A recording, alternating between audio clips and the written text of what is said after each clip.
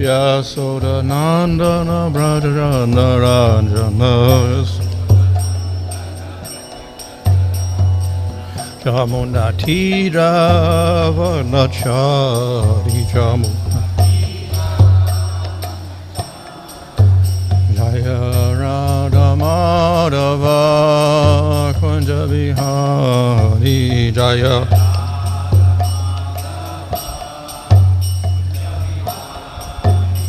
Hare Krishna Krishna Krishna Hare Hare Hare Rama Rama Rama Hare Hare Hare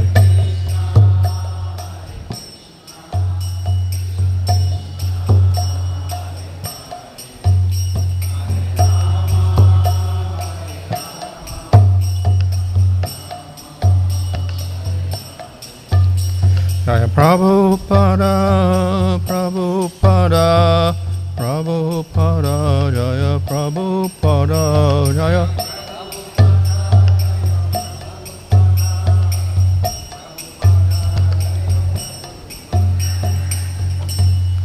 Vyatikarād, Āsīd, Bhakti-vedanta Prabhupada ki jai, Namacharya Haridas Thakur ki jai. Prem Sagaho, Sri Krishna Chaitanya, Prabhu Nityananda, Sri Vyatikarād, Shri Gaur Bhakta-vrinda ki jai. Sri Sri Radha Krishna Gopa Gopida, Shaba Kodda Radha Kodda Giri Govardhan ki jai. Shri Vrindavan ki jai, Navadvipdam ki jai, Ganga Jamuna Tulsi Bhakti Devi ki jai. Ananda Koti Vaishnava Vrinda ki jai, Samaveta Bhakta Vrinda ki jai. Go Premanandi, all glory to Samad devotees. All glory to Samad devotees, all glory to Samad devotees, all glory to Sri Guru and Sri Guranga, all glory to Srila Prabhupada. Om Namo Bhagavate Vasudevaya. Om Namo Bhagavate Vasudevaya. Om Namo Bhagavate Vasudevaya. Nama Om Vishnu Padaya Krishna Prasthaya Bhutade Śāmyati Bhakti-vedanta Swami Niti Namane Namaste Saraswata Devi Gauravani Prachadane Nirvishesha Shunyavadi Paschatade Shatadane Sri Krishna Chaitanya Prabhu Nityananda Sri Advaita Gadadhar Shivasadi Gaur Bhakta Vrinda Hare Krishna Krishna Krishna Hare Hare Hare Rama Rama Rama Hare Hare. Reading from Śāmā-dame, Canto 11, chapter 22, verse 6. Yāsāṁ vyatikarāt āsīd.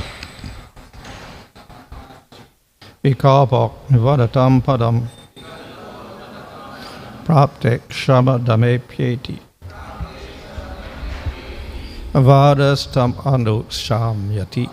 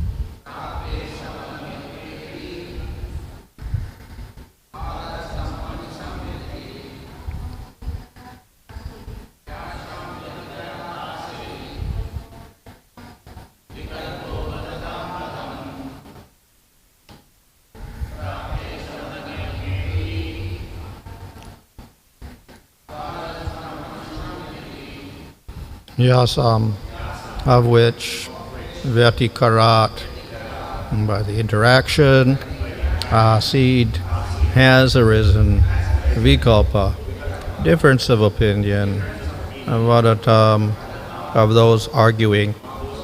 Padam, subject of discussion. Prāpte, when one has achieved. Śama, ability to fix his intelligence on me. Dame, control of his external senses. Apyeti, disappears. Vādaḥ, argument itself. Tam anu, consequently, śāmyati, subsides. Translation: by interaction of my energies, different opinions arise, but for those who have fixed their intelligence on me and control their senses, differences of perception disappear, and consequently the very cause for argument is removed. Purport: conflicting varieties of perception are created by the interaction of the Lord's material energies in the minds of different philosophers who staunchly defend their opinions, stating this may be the cause, or perhaps that may be, or this may not be the case, or perhaps that is not the case.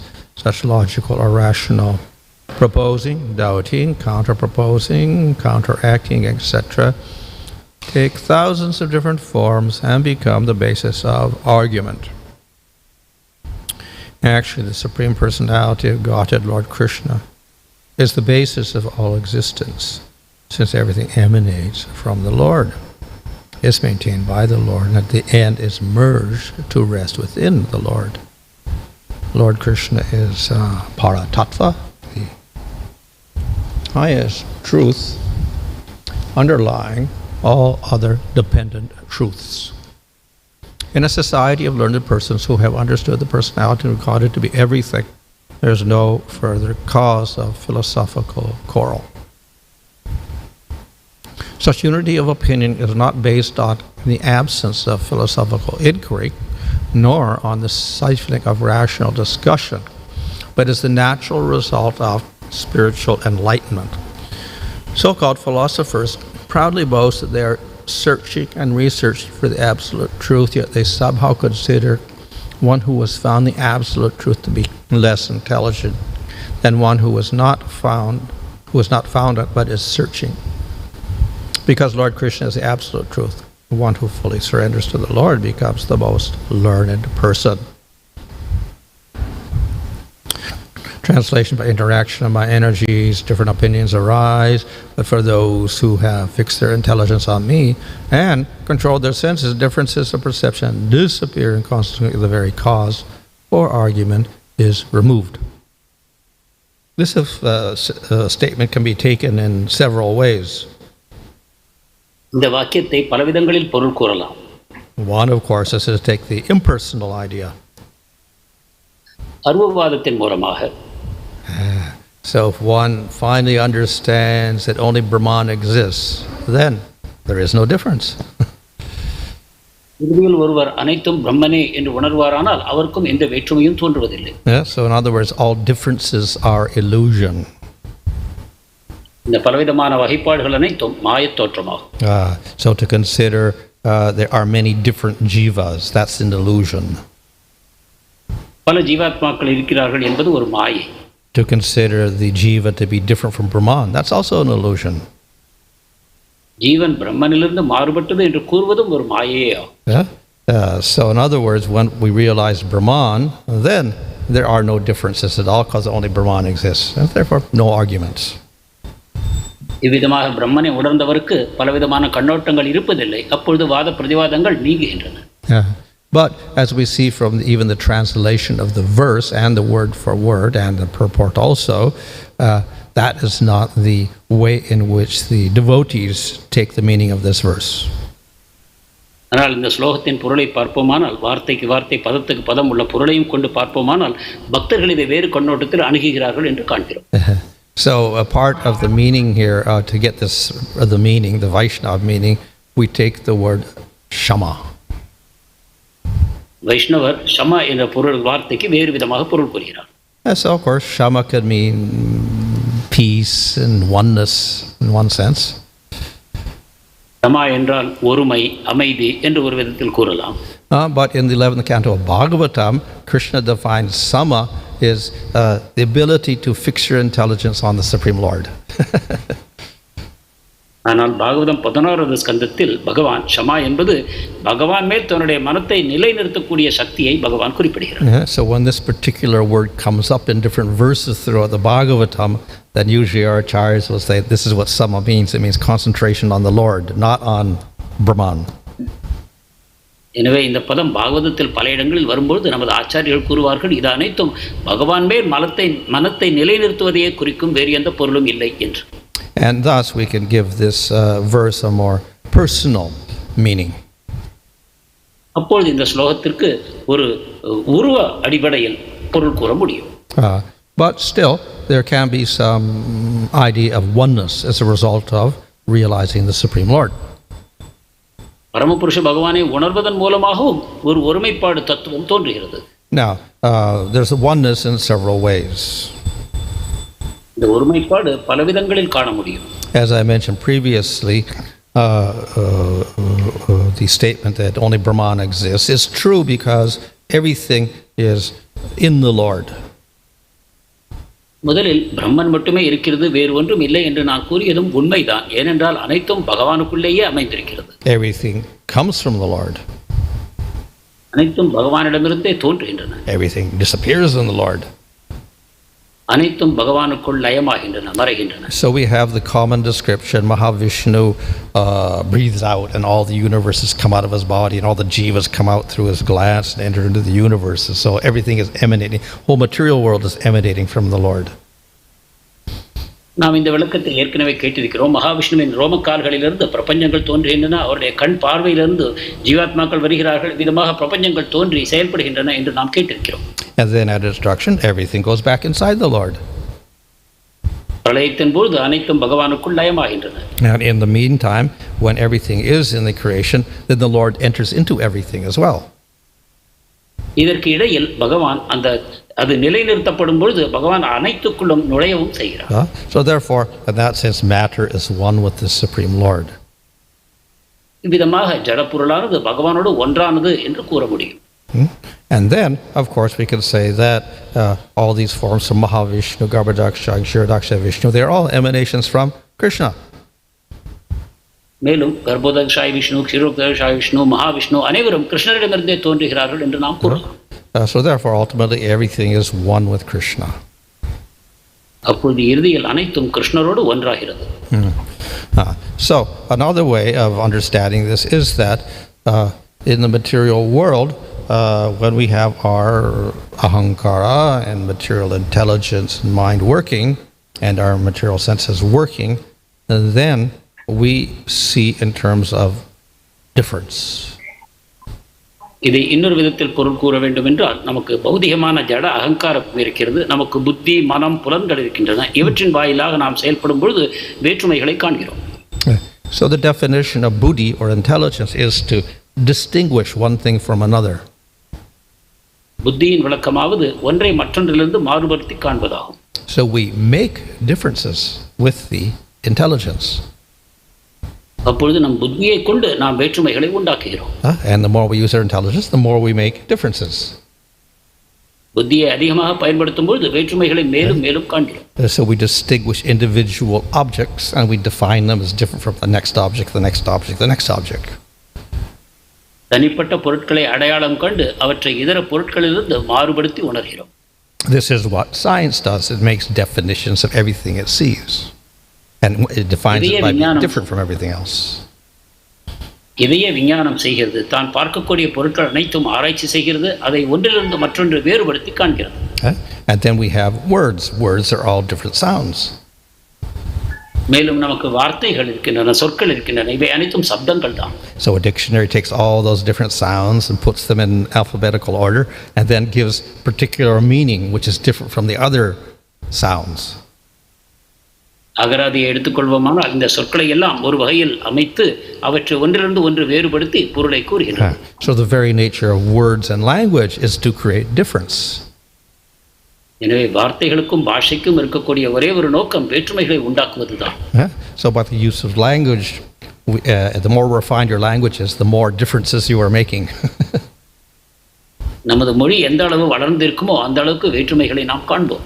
So we see when children are small, they cannot say anything. சிறு குழந்தைகளை பார்க்கிறோம், அவர்களால் அதிகமாக பேச முடியாது. Then they say one word. ஒரு வார்த்தையை கூறுவார்கள். Then they say two words. இரண்டு சொற்கள். Then they say, maybe they get 10 words or whatever. பிறகு 10 வார்த்தைகளோ என்னமோ பேச ஆரம்பிப்பார்கள். Then they start making the words into sentences. பிறகு அந்த சொற்களை கொண்டு வாக்கியங்களை அமைக்கிறார்கள். So, in doing all of this, the child is creating more and more differences. இதன் மூலமாக ஒரு குழந்தை படிப்படியாக வேற்றுமைகளை காண ஆரம்பிக்கிறது. So by the time one is an adult, then the mind and the intelligence have worked in such a way that we got so much idea of differences, and we see the whole world is made up of different things. ஒருவர் முதிர்ச்சி அடையும் பொழுது பலவிதமான வார்த்தைகள் பலவிதமான வாக்கியங்களின் மூலமாக வேற்றுமைகளை காணக்கூடிய திறமை உண்டாகிறது. அப்பொழுது பலவித வேற்றுமைகளை நாம் காண ஆரம்பிக்கிறோம். So this is very good for developing things like material sciences. இது ஜட விஞ்ஞானத்தின் வளர்ச்சிக்கு மிகவும் உதவியானது. And if we are to judge civilization's advancement by their science, then of course we'll say this is very good. ஒரு நாகரிகம் எந்த அளவு வளர்ந்திருக்கிறது என்பதை விஞ்ஞானத்தை கொண்டு நாம் பார்ப்போமானால் இது நல்லது என்று கூறுவோம். But here we find a statement, all this difference is useless. We got to get rid of all the difference.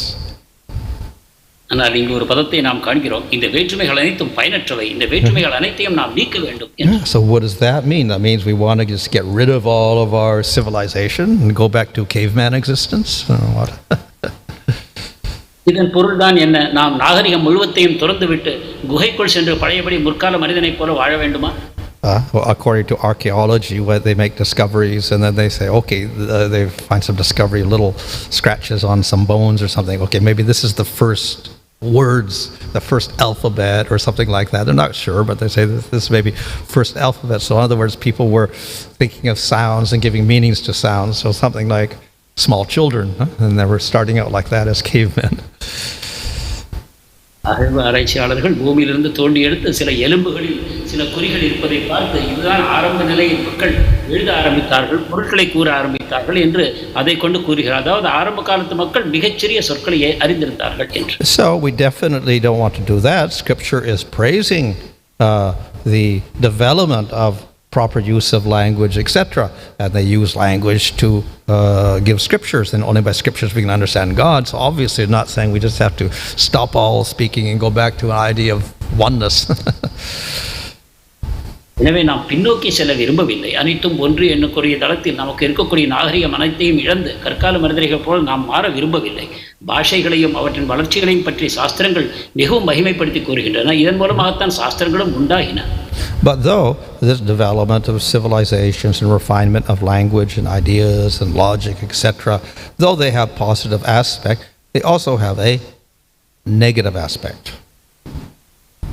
இந்த நாகரிக வளர்ச்சியின் காரணமாக பலவித கருத்துக்கள் பலவிதமான திட்டங்கள் இவை அனைத்தும் உண்டாகின்றன. இது நன்மைதான் என்று கூறினாலும் இதில் ஒரு எதிர்மறையான விளைவும் இருக்கிறது. When we use our logic and our perceptions in this way so often, and we depend on this, then we may conclude this is the only truth.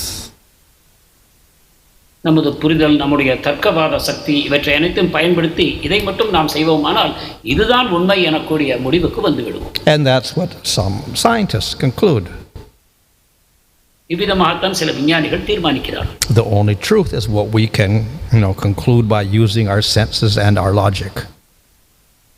எங்களுடைய புலன்களையும் தர்க்கவாதத்தையும் பயன்படுத்தி நாங்கள் எதை கண்டுபிடிப்போமோ அது மட்டுமே உண்மை என்று அவர்கள் வாதிக்கிறார்கள். So this is faulty. இதில் குறைபாடு இருக்கிறது.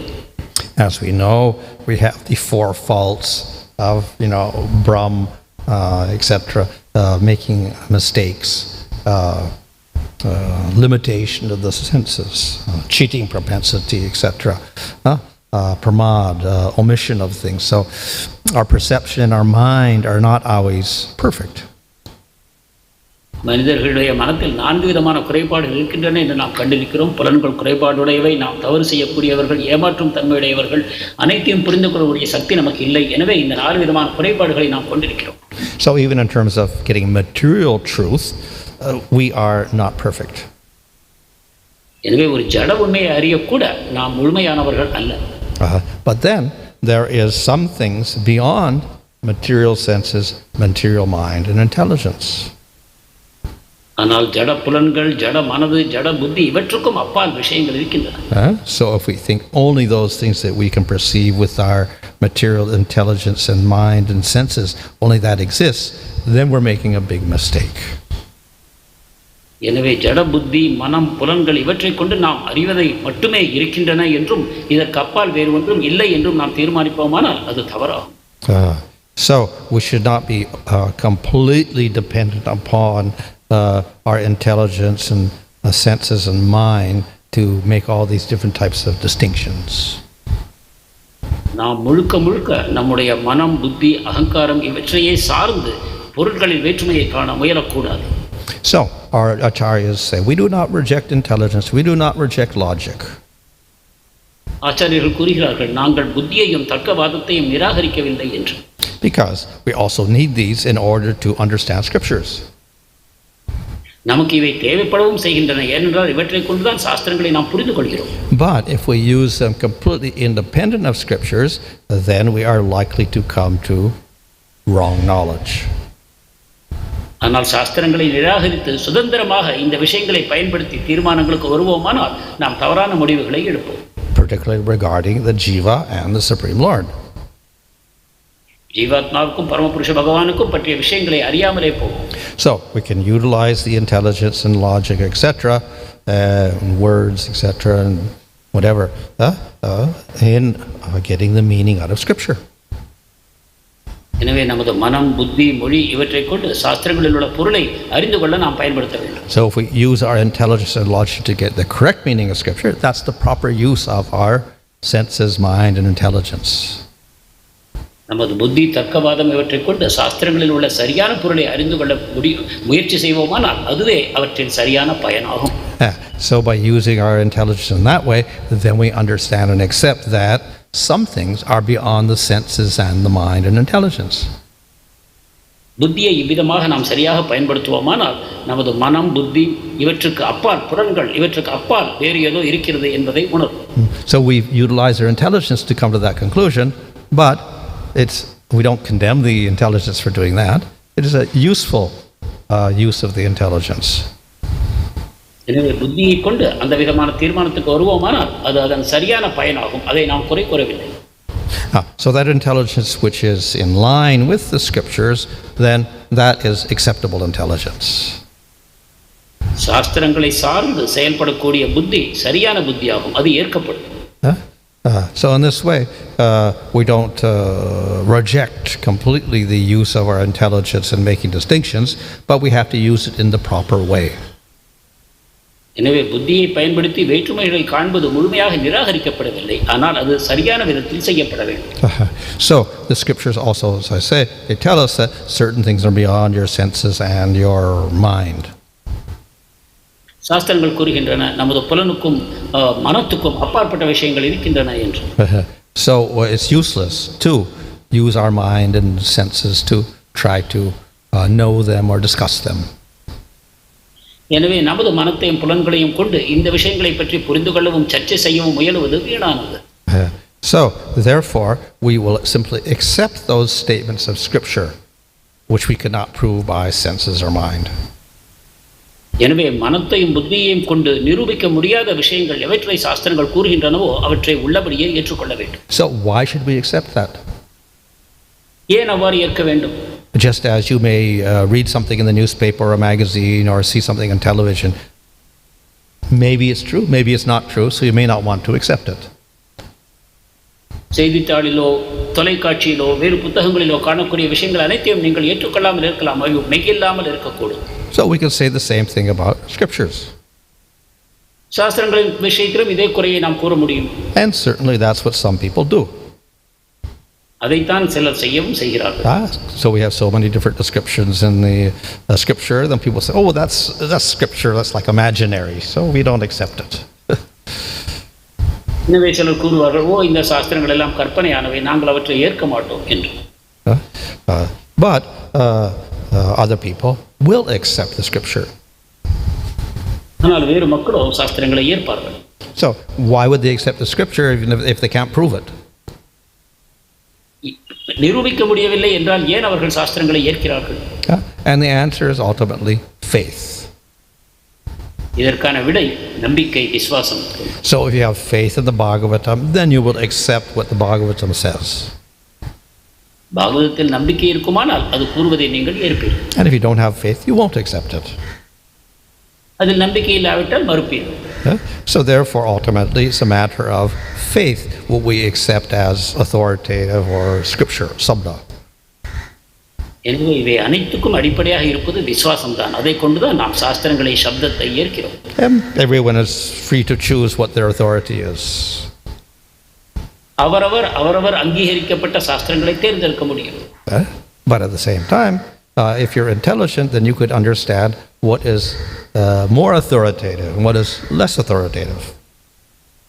ஆனால் நாம் புத்திசாலியாக இருப்போமானால் எவை அதிகமான அதிகாரப்பூர்வமான சாஸ்திரங்கள், எவை குறைந்த அதிகாரத்தை பெற்றவை என்பதை புரிந்து கொள்வோம். So therefore, a very intelligent person can, by using his intelligence, then he can find out what are the highest scriptures. எனவே மிக புத்திசாலியானவர் தனது புத்தியை பயன்படுத்தி எவை உயர்ந்த சாஸ்திரங்கள் என்பதை புரிந்து கொள்கிறார். And in this way, our acharyas have concluded Srimad Bhagavatam is the highest scripture. இவ்விதமாக நமது ஆச்சாரியர்கள் பாகவதமே மிக உயர்ந்த சாஸ்திரம் என்னும் முடிவுக்கு வந்திருக்கிறார்கள். And so because we have faith in the acharyas, then we accept that in the Bhagavatam. நமக்கு ஆச்சாரியர்களிடம் நம்பிக்கை இருப்பதன் காரணமாக நாமும் பாகவதத்தை ஏற்கிறோம். So we accept the statements of the Bhagavatam, but we also see ultimately that when we do accept the conclusion that there is a Supreme Lord, there's a spiritual world, etc., we do not deny differences. பாகவதத்தின் கருத்துக்களை ஏற்றுக்கொண்டு அதன் மூலமாக பரமபுருஷ பகவான் இருக்கிறார், ஆன்மீக உலகம் இருக்கிறது என்பதை ஏற்றுக்கொள்ளும் அதே சமயத்தில் நாம் வேற்றுமைகளையும் நிராகரிப்பதில்லை. There are spiritual differences. ஆன்மீக வேற்றுமைகள் இருக்கின்றன. So the Lord has a form. எனவே பகவானுக்கு வடிவம் இருக்கிறது. A particular shape with hands and feet and head, etc. குறிப்பிட்ட வடிவம், கைகள், கால்கள், தலை என்று இருக்கிறது. So that is difference. இது வேற்றுமையாகும். And not only the Lord exists, there's countless devotees existing, different from the Lord. A difference again. மேலும் பகவான் மட்டுமல்ல, எண்ணற்ற ஜீவாத்மாக்கள் பகவானிலிருந்து விலகியவர்களாக, பக்தர்களாக இருக்கிறார்கள். எனவே மேலும் வேற்றுமைகளை நாம் காண்கிறோம். And not only devotees exist, then we have animals and trees and houses and so many other things. It's like in this world, so many differences. மேலும் பக்தர்கள் மட்டுமல்ல, விலங்குகள், மரம், செடி கொடிகள், கிராமங்கள், வீடுகள் என்று பலவிதமான வேற்றுமைகளை ஜட உலகத்தில் காண்பதைப் போலவே அங்கும் காண்கிறோம். So there are differences in the spiritual world. எனவே ஆன்மீக உலகத்தில் வேறுபாடுகள் இருக்கின்றன. But that is different from the differences in the material world. ஆனால் அந்த வேறுபாடுகள் ஜட உலகத்தில் உள்ள வேறுபாடுகளிலிருந்து மாறுபட்டவை ஆகும். Everything, the differences in the material world create all sorts of limitations, etc. ஜட உலகத்தில் உள்ள வேற்றுமைகள் பலவிதமான வரையறைகளை உண்டாக்குகின்றன. And the more differences we see, then the more difficult it is to get into spiritual life. அதிகமான வேறுபாடுகளை நாம் காணும்போது ஆன்மீக வாழ்க்கையில் நுழைவதும் நமக்கு கடினமாகிறது. But in the spiritual world, the differences give rise to more spiritual bliss. ஆனால் ஆன்மீக உலகத்தில் உள்ள வேறுபாடுகள் மேலும் மேலும் ஆன்மீகமான பரவசத்தை உண்டாக்குகின்றன. And therefore, we see Radha as different from Krishna, even though they're one, they're different. And because of that difference, then they get their bliss. இவர் ராதையும் கிருஷ்ணரும் ஒருவரே ஆனாலும் கூட நாம் ராதையும் கிருஷ்ணரையும் வேறுபட்டவர்களாக காண்கிறோம். இதன் மூலமாக பெரும் ஆனந்த பரவசத்தை அனுபவிக்கிறோம். And it's due to that difference that we get separation and union of Radha and Krishna. இந்த வேற்றுமைகளை காண்பதன் காரணமாக ராதா கிருஷ்ணர் சேர்வது, பிரிவது என்ற இரண்டு விஷயங்களை நாம் அனுபவிக்கிறோம். So that difference in the spiritual world is useful for creating variety and rasa and bliss. எனவே ஆன்மீக உலகின் வேற்றுமைகள் பலவிதமான வகைப்பாடுகளை உண்டாக்குகின்றன, ரசங்களை உண்டாக்குகின்றன, அதன் மூலமாக பரவசத்தை தருகின்றன. So it is essential to the spiritual world. எனவே இந்த வேற்றுமைகள் ஆன்மீக உலகத்துக்கு மிகவும் அவசியம். Hare Krishna.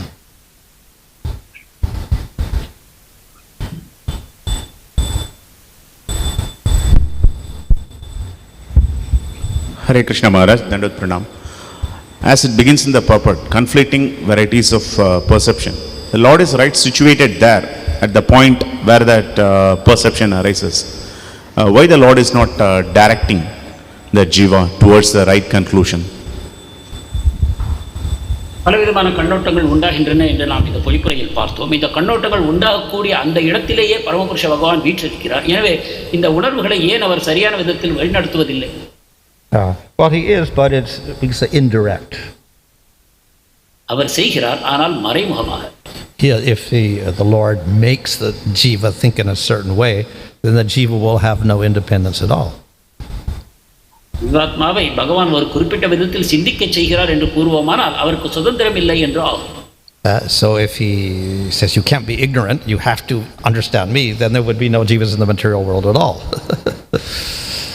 என்னை புரிந்து கொள்ளத்தான் வேண்டும் என்று அவர் கூறுவாரானால் அப்பொழுது ஜட உலகத்தில் ஆத்மாக்களை இல்லாமல் போகும். Unfortunately, we have infinite jivas with infinite individualities, so some of them don't want to accept the Lord, so the Lord accepts that. துரதிருஷ்டவசமாக எண்ணிக்கையற்ற விதத்தில் ஜீவாத்மாக்கள் எண்ணற்ற கருத்துக்களை கொண்டவர்களாக இருக்கிறார்கள். அவர்களில் பலர் பகவானை ஏற்பதும் இல்லை, அதையும் பகவான் ஒத்துக்கொள்கிறார். In spite of that, he does not take that as an eternal condition. ஆனாலும் கூட இதையே நிரந்தரமான தன்மையாக பகவான் விட்டுவிடுவதில்லை. And therefore he has a method of them to gradually develop.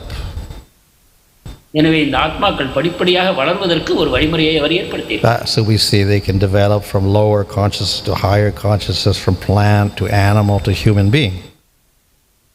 தாழ்ந்த உணர்வுகளிலிருந்து தாவரங்களிலிருந்து விலங்குகள் மனிதர் என்று படிப்படியாக பரிணாம வளர்ச்சிக்கு அவர் ஏற்பாடு செய்திருக்கிறார். And then among human beings they can start developing more until they accept the Vedic scriptures. மேலும் மனிதர்களும் படிப்படியாக முன்னேற்றம் அடைந்து ஒரு காலகட்டத்தில் சாஸ்திரங்களை ஏற்கிறார்கள். And if they follow the Vedic scriptures, then they can develop through tamagun to rajagun to sattvagun.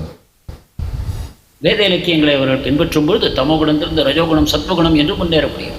But all along the way he's not forcing them, it's their choice. ஆனால் எந்த இடத்திலும் அவர்கள் மேல் பலவந்தம் திணிப்பது என்று ஏதுமில்லை, அவர்கள் சுதந்திரத்துடன் செயல்படுகிறார்கள். And then at a certain point they get mercy of devotees, then they can choose bhakti. ஒரு காலகட்டத்தில் பக்தர்களுடைய கருணை கிடைக்கும்போது அவர்கள் பக்தியையும் தேர்ந்தெடுக்கக்கூடும். So the Lord does not interfere with the individual choices of the jivas, but he gives chances for the jivas to advance. எனவே பகவான் தனிப்பட்ட ஜீவாத்மாவின் தேர்வுகளில் குறுக்கிடுவதில்லை, அதே சமயத்தில் அவர் முன்னேறுவதற்கான வாய்ப்புகளையும் நல்குகிறார்.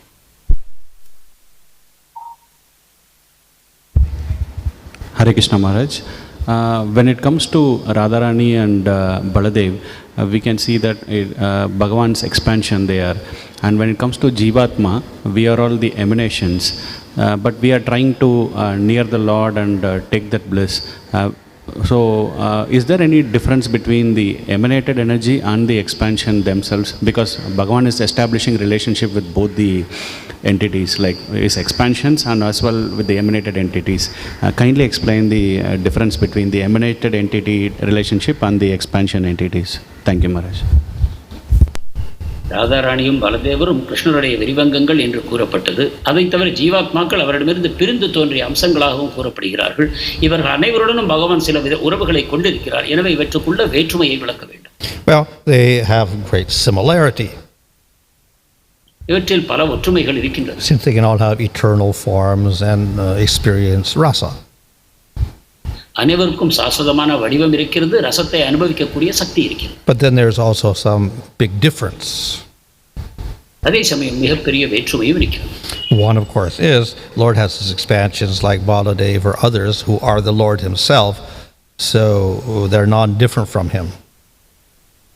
அதில் ஒன்று பலதேவர் போன்ற பலவிதமான விரிவங்கங்களை அவர் கொண்டிருக்கிறார். அவர்கள் பகவானிடமிருந்து மாறுபடாதவர்கள். And then we have expansions of his Shakti like Radharani. அடுத்ததாக அவருடைய சக்திகளின் விரிவங்கங்கள் இருக்கிறார்கள், ராதாராணியை போல. And the Shakti is dependent upon Supreme Lord, Shaktiman.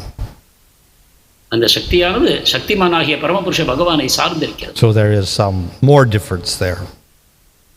எனவே இங்கு சிறிது வேற்றுமையை நாம் காண்கிறோம். Then we have the Jiva. The Jiva is quite different. He's not the Supreme Lord, nor is he directly the internal Shakti. He's Jiva, quite different. அடுத்ததாக ஜீவாத்மாவை காண்கிறோம். இது மிகவும் வித்தியாசமான தளத்தில் அமைகிறது. அது பகவானுடைய விரிவங்கமும் அல்ல, பகவானுடைய நேரடியாக அந்தரங்க சக்தியும் அல்ல. இவற்றிலிருந்து அவர் மாறுபட்ட தன்மையை கொண்டிருக்கிறார். So that jiva is defined as a small particle and they're infinite in number. எனவே ஜீவன் மிகச் சிறியது என்றும் எண்ணிக்கையில் அடங்காதது என்றும் கூறுகிறோம். And they have a possibility of getting affected by ignorance. அவர்கள் அறியாமையால் மூடப்படுவதற்கு வாய்ப்பு அதிகம். That does not exist for the forms of the Lord's expansions or for his Shakti. They never fall in ignorance. பகவானுடைய விரிவங்கங்களுக்கும் பகவானுடைய சக்திகளுக்கும் இந்த தன்மை இல்லை. But we have some jivas never in ignorance. These are called the Nityasiddha jivas. ஆனாலும் சில ஜீவாத்மாக்களும் இருக்கிறார்கள், அவர்களும் அறியாமைக்குள் எப்பொழுதும் விழுவதில்லை. அவர்களை நித்திய சித்த ஜீவர்கள் என்று கூறுகிறோம். So though they are jivas, they're very, very similar, let's say, to the Shaktis of the Lord. எனவே அவர்கள் ஜீவர்கள் என்று கொண்டாலும் கூட அவர்கள் பகவானுடைய அந்த அந்தரங்க சக்திகளை மிகவும் நெருக்கமாக ஒற்றுமை கொண்டிருக்கிறார்கள். So we can say that's the great mercy of the Lord, that even though they're in a completely different position, they take on, roles which are very, very similar to the Shakti, Radharani herself. எனவே இதை பகவானுடைய பெரும் கருணை என்று கூறலாம். ஏனென்றால் பகவானிடமிருந்து மிகவும் மாறுபட்ட தன்மையில் இருந்தாலும் கூட பகவானுடைய அந்த அந்தரங்க சக்தியை மிகவும் ஒத்த தன்மையில் பகவானுக்கு நெருங்கிய சேவைகளை செய்யக்கூடிய வாய்ப்புகளை பகவான் தந்திருக்கிறார். Maharaj, when he speaks about the pralaya refers to only to earth planet or other planet as well? பிரளயம் என்பது இந்த பூமிக்கு மட்டுமா அல்ல இதர பூமிகளுக்கும் இதர கிரகங்களுக்கும் பொருந்தக்கூடியதா? Well, after every day of Brahma, there is a destruction of our, not exactly a destruction, but the earth, the Bhumandala gets destroyed and covered up by water, etc. And then there's a big sleep for night of Brahma. So it's a partial destruction. பிரம்மாவின் ஒரு தினத்தின் முடிவில் இந்த பூமண்டலம் என்பது நீரால் சூழப்படுகிறது. அனைத்தும் அழிந்து போகக்கூடிய நிலையில் பிரம்மா உறக்க நிலையை எய்துகிறார். இது ஒரு வகையான பகுதி பிரளயம் என்று கூறுகிறோம். So the complete destruction of the universe and all universes takes place at the Mahapralaya, when everything merges into Mahavishnu. பிரளயமும் இந்த பிரபஞ்சமும் மற்ற அனைத்து பிரபஞ்சங்களும் மகா பிரளயத்தின் பொழுது அழிந்து போகின்றன. அவை மகாவிஷ்ணுவுக்குள் ஒடுங்குகின்றன. And that takes place after 100 years of Brahma. இது பிரம்மாவின் 100 ஆண்டு கால இறுதியில் உண்டாகிறது. Another question, is the Kali Yuga influences other planets as well? No, it's only on Earth, only in Bharatvarsha. கலியுகம் இதர கிரகங்களையும் தாக்குகிறதா என்ற கேள்விக்கு மகாராஜருடைய பதில் இல்லை. நமது இந்த பாரத வருஷத்திற்கு மட்டுமே அது முக்கியமாக பொருந்தக்கூடியது. Hare Krishna Maharaj. Maharaj, how to make the common people have faith in the scriptures? சாதாரண மக்களுக்கு சாஸ்திரத்தின் விசுவாசத்தை எவ்வாறு உண்டாக்குவது? Well, if they get the mercy of devotees and associate with devotees, then eventually they get that faith. பக்தர்கள் கருணையை பெற்று பக்தர்களின் சங்கத்தில் வரும்போது அவர்கள் அந்த நம்பிக்கையை பெறுகிறார்கள். It may take a long time or maybe quite quick, depending on their own state. அவரவர் நிலைக்கு பொறுத்து சிலர் விரைவிலோ சிலர் காலதாமதமாகவோ அந்த நம்பிக்கையை பெறுகிறார்கள். Over to online. Hare Krishna Maharaj, Bhagat Pranams. This question is from Ananda Daya Anitai Das. Whether accepting Vedic knowledge beyond the senses depends on faith alone, is it possible to understand Vedic knowledge perfectly through scientific knowledge and experiments? Please kindly explain. Possible to? Is it possible to understand Vedic knowledge as perfect through scientific knowledge and experiments? Well, scientific experiments has only got to do with the material senses. So how you can even understand Atma, what does speak Bhagavan with your material senses? Not possible. சாஸ்திரங்களை புரிந்து கொள்வது விசுவாசத்தின் மூலமாக மட்டுமா அல்லது விஞ்ஞானபூர்வமான ஆராய்ச்சியின் மூலமாகவும் நாம் சாஸ்திரங்களை புரிந்து கொள்ள முடியுமா? இந்த கேள்விக்கு மகாராஜர் கூறிய பதில், ஜட உலகத்தை பொறுத்த விஷயங்கள் மட்டுமே விஞ்ஞானத்தின் மூலமாக அறிய முடியும். சாஸ்திரங்களை பொறுத்தவரை வேறு விதமான உதவிகள் நமக்கு தேவைப்படுகின்றன. Of course, in the future, if science incorporates bhakti into their analysis and their observation and whatever, then yes, through science then, through bhakti, then you could see the Supreme Lord. எதிர்காலத்தில் விஞ்ஞானம் பக்தியையும் தன்னுடைய பாடமுறைக்குள் கொண்டு வருமானால், அதை கொண்டு பகவானை பற்றி அறிந்து கொள்ள முயலுமானால், அப்பொழுது அதுவும் விஞ்ஞானபூர்வமாக சாத்தியமே. Thank you, Maharaj. This is question from Srinivas Nitaidas. Is Sabda Praman independent of Pratyaksha and Anumana Praman? Independent of? Do we need this independent of Pratyaksha and Anumana Praman? Oh. Or do we need these two later Pramanas also? சப்த பிரமாணம் சுதந்திரமானதா அல்லது பிரத்யக்ஷ பிரமாணம் அனுமான பிரமாணம் இவற்றின் துணையும் அதற்கு தேவைப்படுகிறது? Well, as I explained, yes, it is independent. It's not produced by your material senses or by your logic. நான் கூறியதை போல சப்த பிரமாணம் சுதந்திரமானதுதான். அது நமது தர்க்க வாதத்தின் மூலமாகவோ நம் ஜட புலன்களை கொண்டு உண்டாக்கப்படவில்லை. But we use intelligence and eye, etc., to perceive prataksha, etc., in studying scripture. அதே சமயம் நமது புத்தி புலன்கள் இவற்றை பயன்படுத்தித்தான் நாம் சாஸ்திரங்களை கற்கிறோம். So we can utilize our prataksha and anuman to get the meaning of scripture. எனவே பிரத்யக்ஷம் அனுமானம் இவற்றை பயன்படுத்தி அந்த சப்தம் சாஸ்திரத்தின் பொருளை நாம் புரிந்து கொள்ள முயற்சி செய்யலாம். But to get the proper meaning, then we do have to follow the proper process also.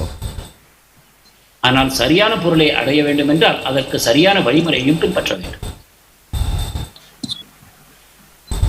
Thank you, Maharaj. This question from Sima Sudarshan Das. Just like Jiva is same and different from the Lord, and this is established by Chaitanya's Veda Veda Tattva. Is it correct to say that similarly, Achintya Veda Veda Tattva can be applied to the fact that Radharani is same as Krishna and different from Krishna also? ஜீவர்களை அச்சிந்திய பேதாபேத தத்துவத்தின் மூலமாக பகவானிடமிருந்து நாம் வேறுபடுத்துகிறோம். அதே விதமாக ராதாராணியையும் புரிந்து கொள்ள முடியுமா? Well, we can apply that principle everywhere. Krishna and his form and his qualities and his activities. Krishna's flute is different from Krishna, but it's also Krishna, or his color is blue, but it's also Krishna, or whatever.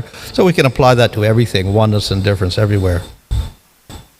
இந்த அச்சித்திய பேதாபேத கோட்பாட்டை எல்லா இடத்திலுமே பயன்படுத்த முடியும். எவ்வாறு கிருஷ்ணர் நாம ரூப குணம் லீலை, அவருடைய புல்லாங்குழல், அவருடைய கருநிறம், இவை அனைத்தும் கூட மாறுபட்ட தன்மையில் தோன்றினாலும் அவை அனைத்தும் கிருஷ்ணரே என்று நாம் கூற முடியும். We usually use it, however, to say that the Shakti and the Shaktiman are non-different and different. ஆனால் இதை முக்கியமாக நாம் எங்கு பயன்படுத்துகிறோம் என்றால் சக்தியும் சக்திமானும் ஒன்றே, அதே சமயத்தில் வேறானவர்கள் என்று நாம் கூறுகிறோம். And thus matter, the Bahiranga Shakti and the Jiva, the Tatastha Shakti, are non-different from the Lord and also different. ஜடசக்தி, ஜீவசக்தி, பகவானுடைய அந்தரங்க சக்தி, இவை அனைத்தும் கூட பகவானுடன் ஒன்றாகவே இருக்கின்றன, அதே சமயத்தில் வேறுபட்ட தன்மையிலும் விளங்குகின்றன. But we can apply the same thing to the internal Shakti. The Sarup Shakti of the Lord is different and non-different also. இதே கோட்பாட்டை கொண்டு பகவானுடைய அந்தரங்க சக்தியும் நாம் புரிந்து கொள்ளலாம். பகவானுடைய ஸ்வரூப சக்தி பகவானிடமிருந்து ஒன்றாகவே இருக்கிறது, வேறாகவும் இருக்கிறது என்று கூற முடியும். Thank you, Maharaj. This is from Thirumal Rao Prabhu. When variegatedness is essence of Lord's creation, why so much of monotony is insisted in the service of the Lord when one takes up to bhakti? Why so much? இந்த வகைப்பாடுகள், when variegatedness is essence of Lord's creation, why so much of monotony is insisted in the service of the Lord when one takes up bhakti? இந்த பலவிதமான வகைப்பாடுகளை பகவான் உண்டாக்கி இருக்கிறார் என்று கூறும்பொழுது ஏன் பக்தி மட்டும் ஒரே தரமாக செய்ய வேண்டும் என்று நம்மை வற்புறுத்துகிறார்கள்? Well, I think if we say it is monotonous to do sadhana, then that's a material perception. பக்தி சாதனை ஒரு விதத்தில் நமக்கு சோர்வை உண்டாக்குகிறது என்று கூறுவோமானால் அதை நாம் பௌதிக கண்ணோட்டத்தில் பார்க்கிறோம் என்ற காரணமே. So you may worship the Lord or offer flowers to the Lord, and you do it every day, so you say, well, this is all the same, and it's not much different. பகவானை தினந்தோறும் ஒரே விதமாக மலர்களை அர்ப்பணித்து வழிபாடுகளை செய்யும் பொழுது இது எல்லாம் ஒரே போல இருக்கிறது என்று நமக்கு தோன்றுகிறது. But then one who is spiritually advanced, he does that, and then he gets a personal interaction with the Lord, and he develops bliss. ஆனால் ஆன்மீக முன்னேற்றம் அடைந்தவர் இந்த செயல்களை செய்யும் பொழுது பகவானுடன் தன்னுடைய தொடர்பை உணர்ந்து கொள்கிறார், அதன் மூலமாக பரவசம் அடைகிறார். So in other words, there's great variety, but it depends on your own spiritual perception. எனவே இதில் ஏராளமான வகைப்பாடுகள் அமைந்திருக்கின்றன. ஆனால் உங்களுடைய ஆன்மீக முன்னேற்றத்தை பொறுத்து நீங்கள் அதை உணர்கிறீர்கள். Okay, thank you Maharaj. The last question from Medhavini Sakhi Mataji. This is about reading of Bhagavatam, different cantos. So Mata is asking, Srila Prabhupada has said that entire Bhakti Tattva means Sambandha Abhidaya Prema is contained in Canto 1 of Srimad Bhagavatam. So she's asking, do we need to read Canto 2, which is basically explaining cosmic manifestation, and then Canto 5, which is describing Jambudvipa, etc. Can we skip such sections or just flip through these sections instead of reading in depth and use this time for reading Canto 1 again? Please explain. Canto what? Huh? Canto what? I'll repeat that, Maharaj. Canto what? Srila Prabhupada said, Okay. entire Bhakti Tattva that is required to be known by the devotee is contained in Yeah. Okay. Everything is actually in Bhagavad Gita also. Everything is also in Hare Krishna. So we could say, okay, just chant Hare Krishna. That's what Lord Chaitanya says, Hare Nama Eva Kevalam. கேள்வி, பாகவதத்தின் முதல் ஸ்கந்தத்திலேயே பக்தியை பற்றிய அனைத்து தத்துவங்களும் அடங்கியிருக்கின்றன என்றால் நமக்கு இரண்டாவது ஸ்கந்தம், ஐந்தாவது ஸ்கந்தம் படிப்பதில் நமக்கு அந்த அளவு சுவை ஏற்படுவதில்லை. எனவே நாம் முதல் ஸ்கந்தத்தை மட்டும் படித்தால் போதுமா? அதற்கு மகாராஜர் கூறிய பதில், அனைத்தும் ஒன்றிலேயே இருக்கிறது என்று நாம் கூறுவோமானால், அப்படியானால் நம்ம பகவத்கீதையிலும் கூட அனைத்தும் இருக்கிறது, அல்லது ஹரே கிருஷ்ண மகாமந்திரத்திலும் அனைத்தும் இருக்கிறது, நாம் ஹரே கிருஷ்ண மகாமந்திரத்தை மட்டும் ஜபித்தால் போதுமே என்றும் நாம் வாதிக்க கூறும். So yes, everything's in the first canto. Everything's also in the first verse of the first canto. அனைத்தும் முதல் ஸ்கந்தத்தில் மட்டுமல்ல, அதன் முதல் ஸ்லோகத்திலேயே அனைத்தும் அடங்கி இருக்கின்றன. But then also our acharyas say that the essence is in the 10th canto. அதே சமயம் நமது ஆச்சாரியர்கள் கூறுகிறார்கள் பாகவதத்தின் சாரம் 10வது ஸ்கந்தத்தில் இருக்கிறது என்று. But our acharyas also say you should study the whole Bhagavatam. ஆனாலும் ஆச்சாரியர்கள் கூறுகிறார்கள் நீங்கள் பாகவதத்தை முழுமையாக படிக்க வேண்டும் என்று. So that's what we do. That's why Prabhupada translated everything, not just one canto. இதைத்தான் நாம் செய்கிறோம். பிரபுபாதரும் 1-2 ஸ்கந்தங்களை மட்டும் செய்யாமல் அனைத்து ஸ்கந்தங்களுக்கும் பொழிப்புரை எழுதினார். Thank you Maharaj. Hare Krishna.